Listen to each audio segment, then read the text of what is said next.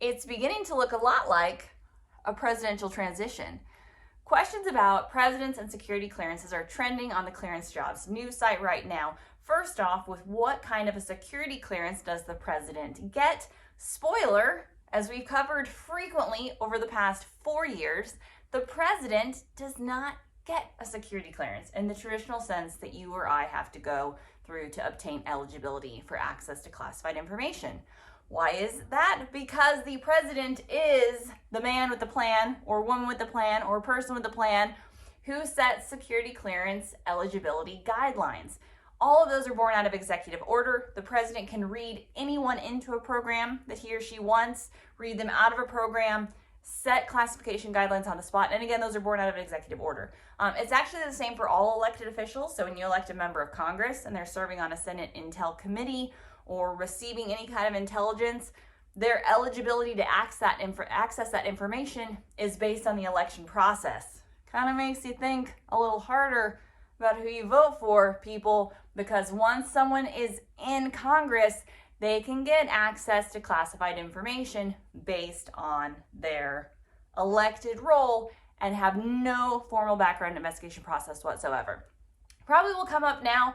So Joe Biden, incoming presidential transition, he will not need to get a security clearance. He did not need a security clearance as vice president. He did not need a security clearance during his time in Congress. His eligibility for access to classified information has been born out of those roles.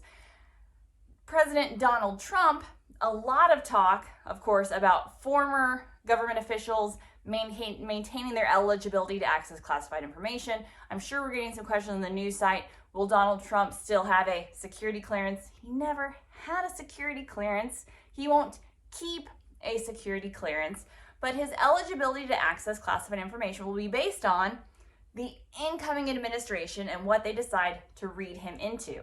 So there's a lot of historical precedents for outgoing, whether they're serving in the intelligence community or in government spaces, for those folks to maintain some awareness or knowledge of national security issues and to be read into programs for advice. Do I anticipate Biden administration calling up Trump administration and asking for a lot of play on how to deal with North Korea, Iran? Probably not, but it could happen. It's actually good for government and for national security that folks who have knowledge and awareness can be read in and brought in.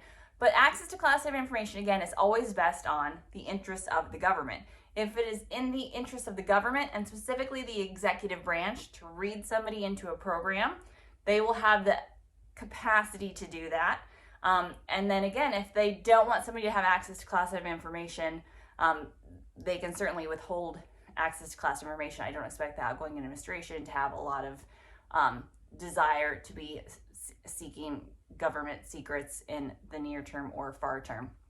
So access to classified information, again, always based on the need and born out of executive order. So what kind of a security clearance does the president get? He doesn't get one, but he has access to all of the crown jewels because he's the president of the United States.